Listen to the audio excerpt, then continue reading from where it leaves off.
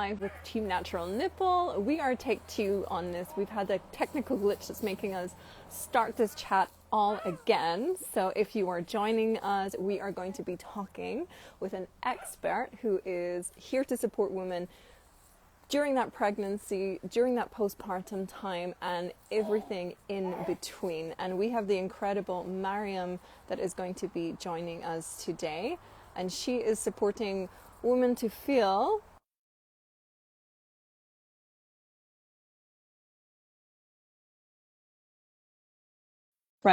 incredible initiation in a woman's path, a transformation into the path of becoming a mother. So I was just explaining, we're back again, take two. Yeah.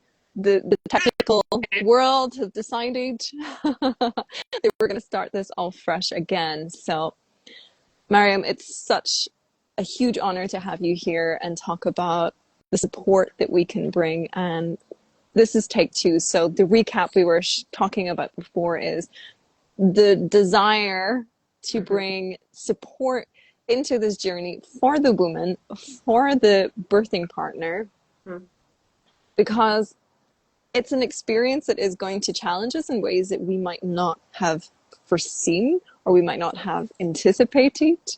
Yeah. Not only as the woman going through this, okay, we've talked about the medical system and getting medical support, but also that emotional support and that consistency to have that same person that's going to be with you during that preparation and pregnancy, during the first, you hold that baby in your arms, you're like, I'm so in love. And also like, wow, this is new for me. And then also beyond. And we were also talking about, you were mentioning that you get a lot of thanks and praise from the birthing partners as well, that actually have someone in there that's in their corner for that mother. And let's pick off where we started off here. Fantastic. Yeah, exactly that. It's that consistency. And, and I think a lot of the fear around birth comes from, obviously, as a woman, when you're in that birthing room, you are in one of your most vulnerable states, right, that you're ever going to be in. And you have the white coat syndrome, and you have that sort of hierarchy where they feel perhaps slightly, oh, we have to listen and we have to do as we're told, and we don't ask too many questions and things like that. So there is a lot of fear around that, and just unpicking that and putting medical jargon into real language that people can understand, and explaining it in like really simple terms, and also decision making. Like, let's be honest, if it's a true emergency in a birth room, no one's going to waste time asking you questions, and they're just going to like do whatever it takes to get it done. So if they're taking that time and they're exploring options with you, but pressurizing you to make a decision there and then, there have been many times where I've had to step in, and I'm very comfortable to do so, where perhaps a woman might be contracting and going through contractions, and they're intense, right? And somebody's, a doctor will be talking to them about the possibility of a C-section, or getting them to consent for a spinal block or whatever. And I'm just saying, do you mind, let her just finish this contraction and then step outside the room. We'll call you back in when we're ready. And just have somebody in the room that isn't tied into that hierarchy, that white coat syndrome, who is able to say, mate, just hang on just a minute, give us a minute, and we'll come back to you. If it doesn't need response right now, please let's wait. Yes. And I think that's so needed. You're right, because like you say, the medical team, they've got their protocols, they're going to be approaching it from a certain way, and you're there, you've got the experience, you can help take that pause, maybe ask the questions. Because back to the birthing partner as well, often it's the birthing partner's first time, or maybe even just their second time, or they don't have the knowledge and the expertise or that confidence to be able to perhaps ask the questions and advocate for the mother in those times. And I have given birth, and it really is like an altered state. You would like sign your house away not knowing what you were doing, because you're just really in this, and you're so present with the sensations and the feelings, and there's a lot going on. So to have someone like you that's in the corner, informed, and going to be really supporting the journey, because let's be honest, it really is the unknown. Yes. Because we don't know. And like, as here at the Natural Nipple, we really want people to feel that there is no judgment in whatever happens with their feeding journeys, Yes. because the reality of it is we have ideas about how it's going to look when we're pregnant or we're giving birth or we're feeding, and then there's a reality, and there's so many unknown things that it's like we're like, if you breastfeed, if you pump, if you combo, if you formula, you're Hmm. going to find yourself in a situation. There's no judgment here. So I'm curious how you handled that same thing during that pregnancy journey. I had HG during my pregnancy. It Yeah. knocked me. It's not I fun. was I was just in bed the whole time, and then we have our birth, and people really plan and prepare, and sometimes end up in different situations. So, how do you support a mother or the birthing partners when something goes different and they have maybe guilt or they have shame or they're judging themselves in some way? Like often we think, oh, I've done something wrong, right? Yeah, yeah. God, mom guilt is real, right? Yeah, so it's about really when I talk to clients I work with, or women just generally, or even just like how I show up on Instagram, I always try and refer to it as birth preferences.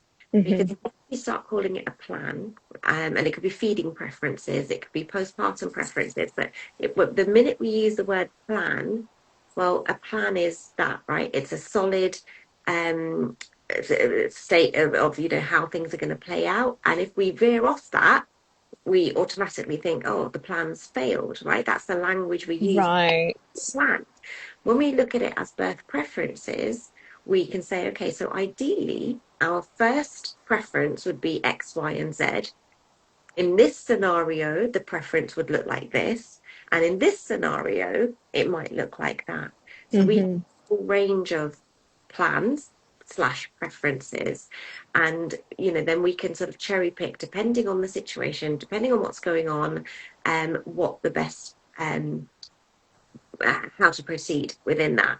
And then even when it comes to feeding, so, if I'll meet a mum and she'll say, yeah, 100% I want to breastfeed, but we'll still talk about pumps. We'll still explore what kind of pumps are available on the market. We'll still look at, which sort of bottles, because I've been there as a mum. I really, really struggled to breastfeed my first children, my first two children. And again, like you mentioned, that guilt, I was like, I must be doing something wrong. This isn't working. And I'd almost given up. And then, bless it, was my mum that actually sat with me and took the time with my first daughter, and we got breastfeeding established again. So I almost pretty much had stopped and then went back to it. But even then, for all four of mine, I combi fed. Mm-hmm. With baby number three, I was like, the whole pregnancy, all I could think about was breastfeeding her. It was like, oh God, I can't wait to do this. But then once she was born, the reality around that, and having two other children at the time, she was baby number three, right? I was like, okay, like, for convenience, we're going to use a bottle as well, and that's what I chose to do. But I think that's the thing. If we are really rigid in our mindset that it can only look like this, and any other way is a failure, or it's not or any of those sorts of negative connotations, that's when that guilt keeps it. That's when we start looking at, okay, in years to come, are we going to look back at this and be, yeah, that was traumatic at the time, so how can we make that better?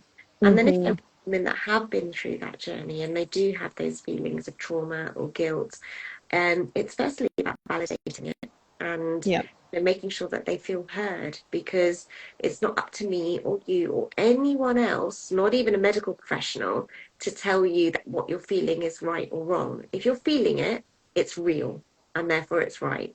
So that's the first step, is sitting with it, hearing them, making sure that they feel heard and they feel held in that space. And then after that, it's looking at, okay, what actually happened, what could have we done, what could we not have control over, how could we have responded differently, so that next time they can you know dodge those hurdles or those feelings or those things as they come up, rather than have to go through that again. And even if they don't get pregnant again, they don't have another baby again, they don't go on that journey again, to be able to have peace and Mm. and have that inner peace of being like, do you know what, actually, I did the best I could do. And I work with a lot of mums, and my sort of motto is you do the best with what you've got. And it's what you've got at that time in terms of your nervous system and where you're at emotionally, to do with the time, to do with whatever else is going on at home. If you've had a cesarean birth, 2, 3, and 4 for me was cesarean. So physically sitting and holding a baby who's breastfeeding, that takes a bit of practice, because that can really hurt. That can be very uncomfortable. To have those conversations with them so that they're at peace with what happened, really important to me. There's so much in there. I've just so many like shivers of like, yeah, as you're sharing. And I want to go back to when you're sharing about the importance of reframing things, because I know what you mean. The word plan Mm, does carry a certain charge to it, and we do have certain expectations. You execute a plan, this is the strategy, and this is how it is. So I love that you're there to help people form their reframe, their preferences, mhm. and without any fear or any pressure, let's consider now Yeah. while you can prepare a little bit Mhm. before you're on the other side, what it might look. Let's have a look at different solutions. Maybe you're thinking about exclusively breastfeeding, but hey, let's look at some pump options, just in case, because there are so many just in cases. And then also dealing with the emotional component and making sure that you're there to guide them Yeah. so that they don't have that mom guilt. And at the end of the day, really, if you've been pregnant and you've given birth, you have done the best that you've done with your exact situations. And it brings me to something I would love to share Mm. as someone who's been through both pregnancy and also as a mother on the other side, that I had HD during my pregnancy. So I was bed bound. My baby still, he's 9 months old. He wakes up every hour to max still. So I'm Wow. chronically sleep deprived. And one thing that I've had the awareness to notice is like, oh, my experience as a mother is different from yours, who had another 2 kids and then another 3 kids, or someone whose baby who like sleeps through the night. And there's no judgment or anything for anyone for having a different experience, but it's Mm. just knowing that even talking to your friends, even talking to other mothers around you, they might not have had the same experience. And so having someone like yourself Yeah. that can just share and give them that complete validation of their experience is what I'm hearing you share as well through that thread. Yeah, definitely. It's about bringing the village back for the mothers. Because sadly that has gone, and it doesn't matter where you are in the world, the concept of that village has changed from what it Mm-hmm, used to be. And we are now in societies where you don't just bring your neighbors into the house, or they don't let themselves into a house, like it might have been back in the day, and bringing over fresh food for you and a lovely hot meal or whatever, if they know that you've had a baby, and might not be up to cooking those family meals just yet. And that concept has gone, so we're bringing it back slowly, and as a doula, but then also then introducing the mum to mm-hmm. of care, where there are other mums who are, perhaps having similar experiences. So, like you just mentioned, they can bounce ideas off each other, they can have that safe space, speaking to somebody who just gets it, because they're there as well. Zero judgment, zero expectations. You show up as you are, the rawness, the realness, all of the chaos really that can come with motherhood and with parenthood. And everybody else in that room is going to be in the same place. So it's really, and you can see the women, they might have needed a bit of persuading, a little bit of support to get there. But once they've had those conversations with other mums, and there you can see their shoulders physically relax and their face relax, and you're like, yes, because they found somebody or a group of people who just get it. That's so It's important. so true. It's so important, these mom conversations. And although we have different experiences, mostly sometimes we meet the same, it's just this like collective understanding of like, wow, it's like you kind of joined this secret club and it's like, Yes. oh, I didn't know it was like this until I'm in it. And I remember, speaking to some of my friends after being pregnant and after having my kid, I'm like, I am so sorry for the way I did not show up for you, because I just didn't know. My idea of being a mother and being a mother was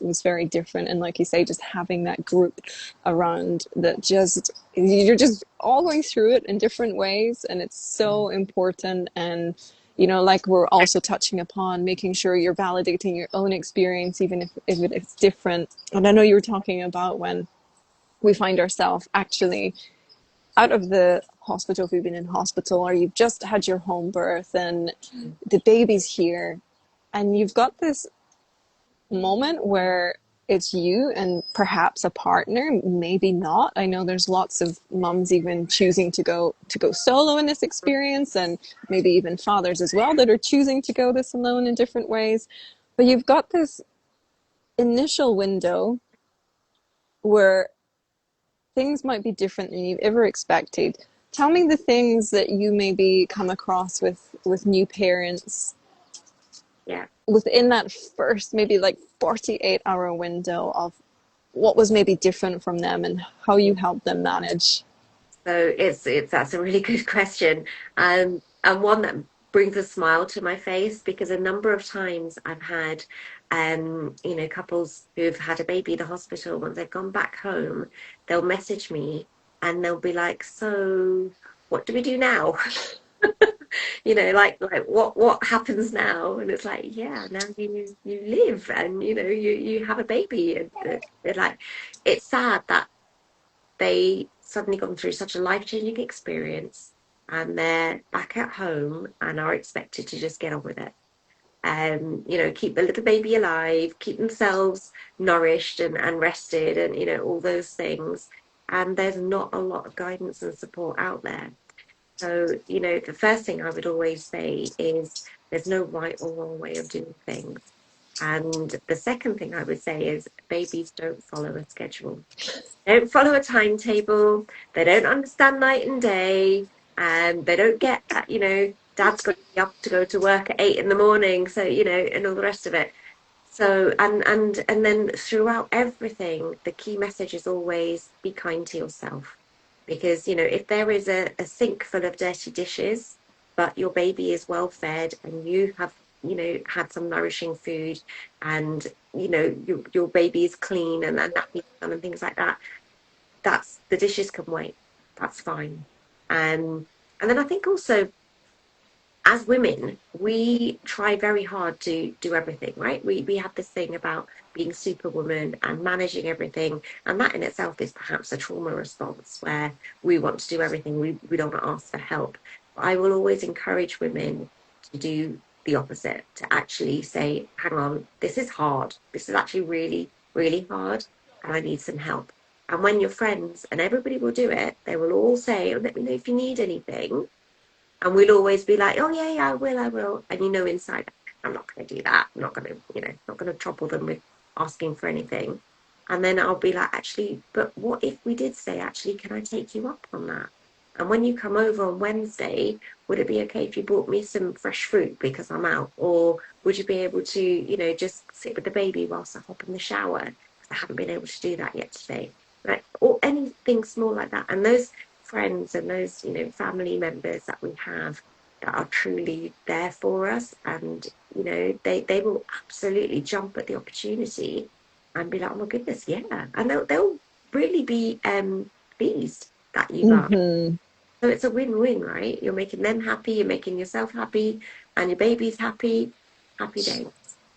I love that you've touched upon, it's almost like you're coaching people to ask for help. And oh Exactly. my goodness me, like honestly, I thought I was really good at receiving.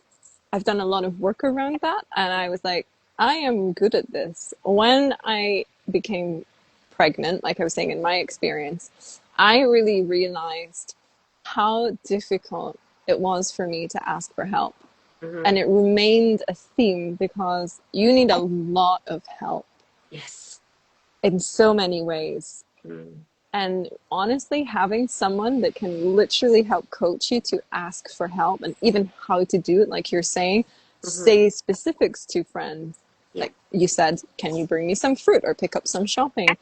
And I have been that person that asks, like, let me know what you need. So, no shame, no judgment for anyone who does that.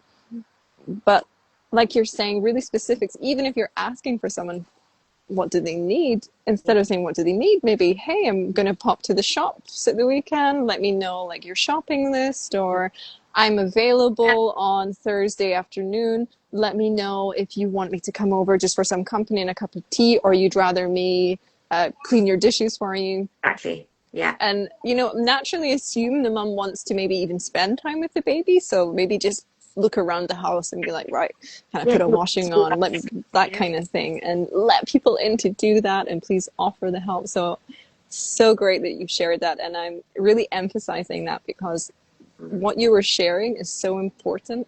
And I feel like until you're through the other side, Mm-hmm. you don't realize just how important that is and how hard it is for most. There's probably some people out there that find it really easy, but for most of us, it's really difficult. So great you've brought light to that. Yeah. And You're absolutely right. I work with a very mental health counsellor, and we run various sessions, and one of them is all about support and boundaries.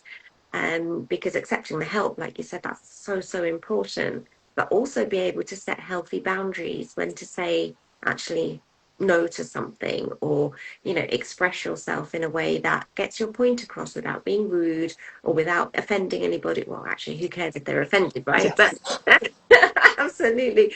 But getting your point across in a way that makes you feel confident and in control, whether it's about holding the baby or kissing the baby, or about something to do or not to do with other children, whatever it might be, it doesn't matter. You're the parent, you get to make the rules. And we coach them in um, through certain scenarios and almost role play it. So, so that when it comes to it, they've had a practice run.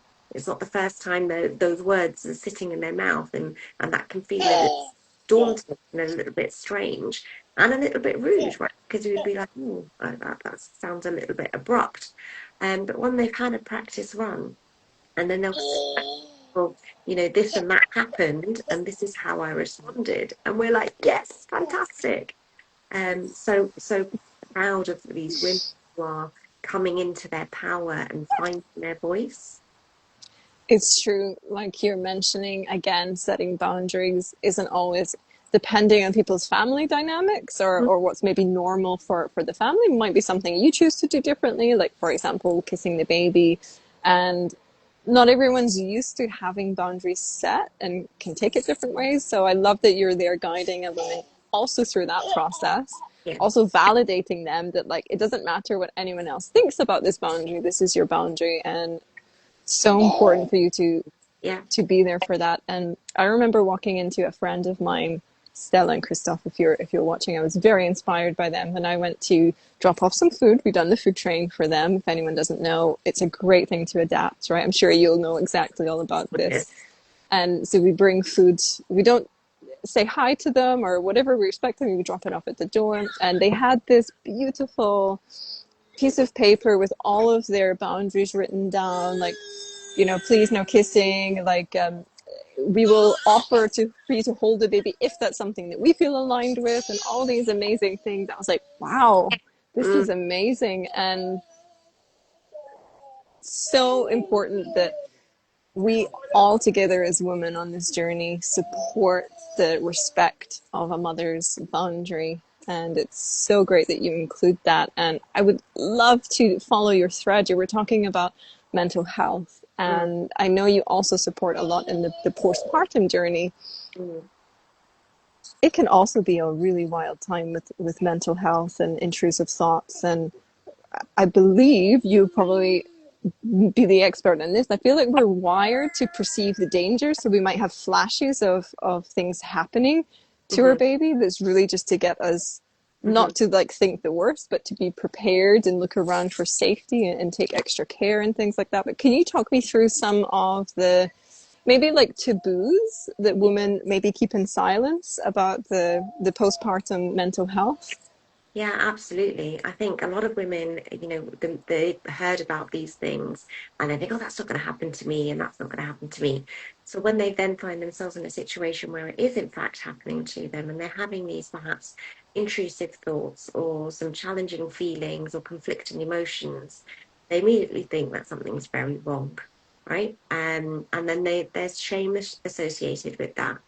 So the first thing is always to make sure that women understand that there's no shame, there's no judgment, there's no shame. This is real. After you've had a baby, as a woman, you are experiencing the biggest hormonal surge you will ever experience in your life. Those hormones can create havoc. And as you quite rightly said, some of those the hormones, for example, what it triggers in you is a protective um, requirement, I suppose, when you become a mother, because you do need to be on high alert, as it were, to make sure there are no dangers and things like that. And then for some women, that can just the needle can just go a little bit too far that way. Um, and recognizing that all those feelings are real and are valid. And if you are having an intrusive thought when you're feeding at 3 o'clock in the morning and you've already been up 6 or 7 times, it's not, oh my goodness, it's not like, wow, you're a bad person, or how dare you think these things about your baby, or whatever. It's actually, yeah, you're a mother and you're absolutely exhausted. Let's help you with that so you can, start to understand how you can rest your body, how you can, nurture yourself whilst you nurture for your child, and all of those things. And I think also it's about educating women, their partners, their families. Working with grandparents can be brilliant because back in their generation, they may not have had the opportunity for people to understand that postpartum journey in a way that we do from a mental health perspective, and be told that, oh, they're just over exaggerating, or overreacting to something, or you're oversensitive, all these overs, right? Hmm. And then suddenly they're seeing their child go through it. And I've actually had grandparents then come and say, well, actually, it's brought up things that I didn't expect from my journey, like from 20, 30, however many years ago, where that wasn't recognized. But those will be also then often the grandparents that, because it wasn't recognized for themselves, they find it really difficult to see that in their own child who's now a parent.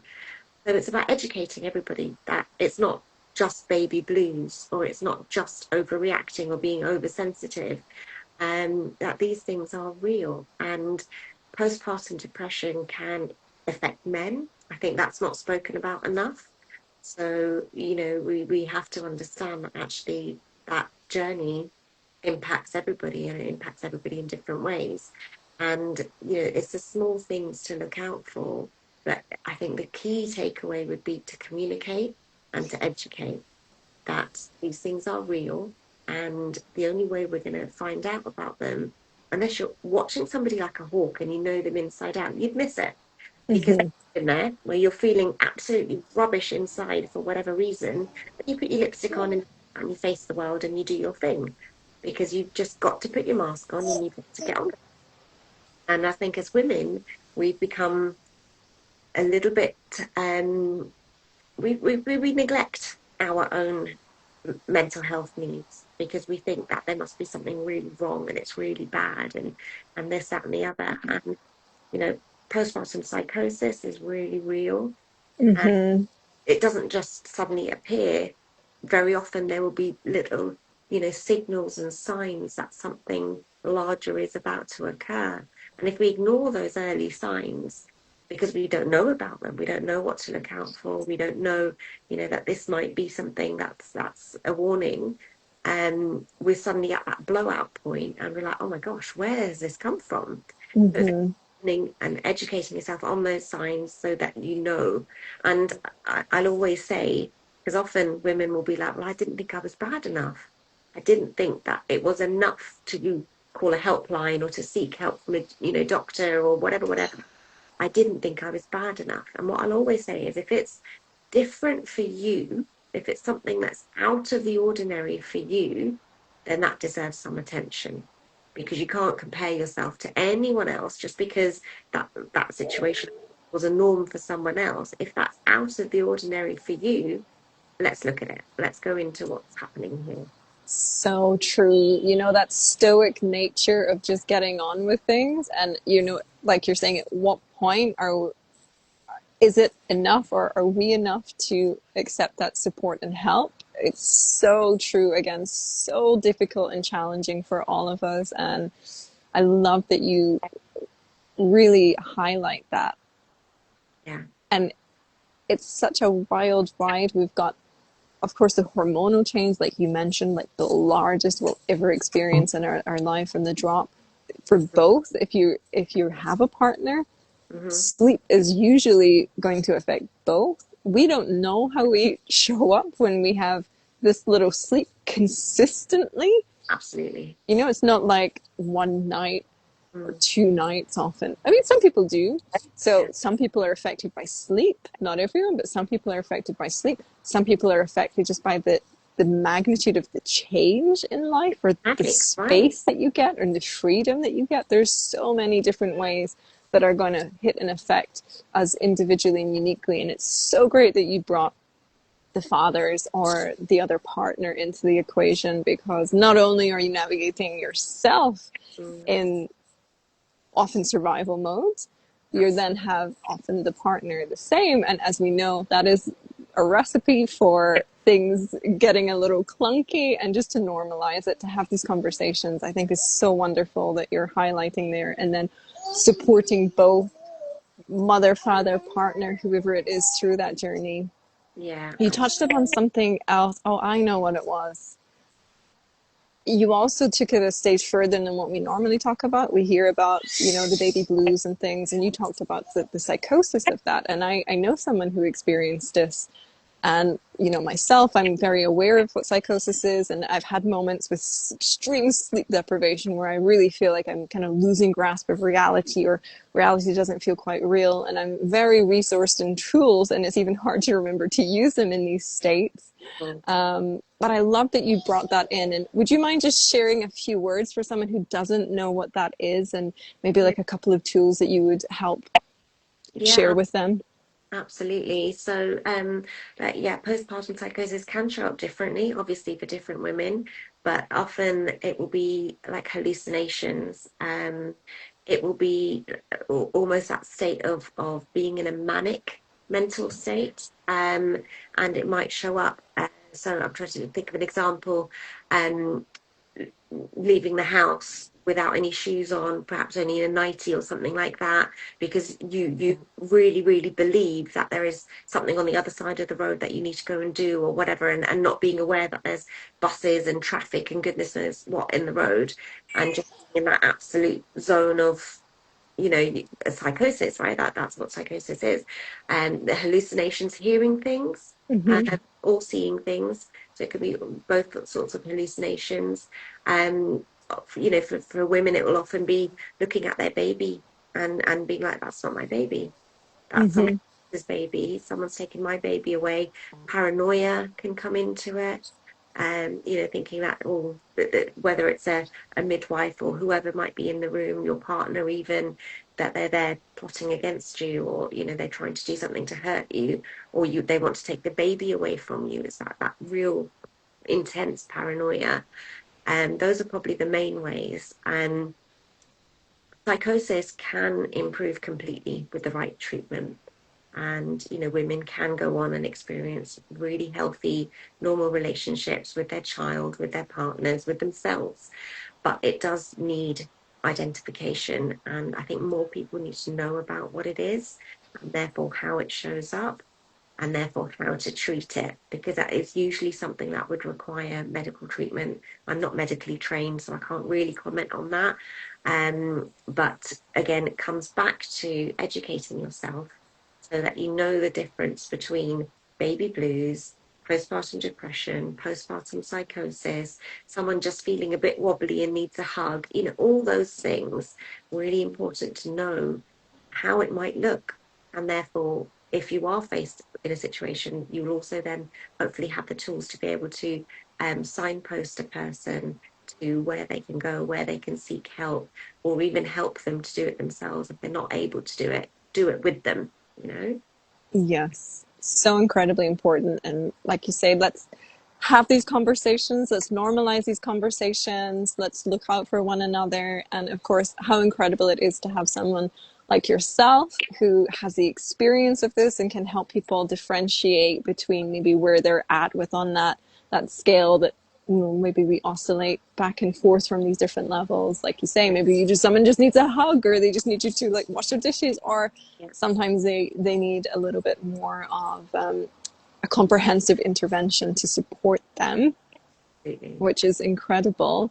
My goodness, I just love this conversation, especially since I'm so fresh in it with a 9 months old. Like what we've touched upon with these topics, and I really love the alignment that you have, that we have here at the Natural Nipple. You know, our whole technology is being based with an actual 3D scan of a lactating breast, so that the bottles is actually mimicking the Breast. actual breast. And you are very aligned with this because, you know, it's like, let's help science support nature. It's not one vs the other. And I know you're very like evidence with Absolutely. natural experience, and like how we can support the most natural experience. And natural includes all of the different types of experiences, whatever you find yourself in, whether you anticipated or you didn't, whether you planned for it or you didn't. It's all natural, it's all normal. Let's take away the judgment, let's take away the shame, let's have these conversations, build a village. I love that that's part of your mission and what you're doing. Now, would you say we've touched upon everything that's important? Anything you would use to just round anything up here, or does it feel complete? I think I would probably just round up by saying at the heart of what I do is once a woman's had a baby, they're sent home with the baby, and that's it. They've suddenly got this human and they've got to do it. And often in pregnancy, when a woman goes to have a checkup with the midwife and things like that, it will all be about, oh, is the baby moving? What's the baby's measurements? Let's scan the baby. It's all about the baby.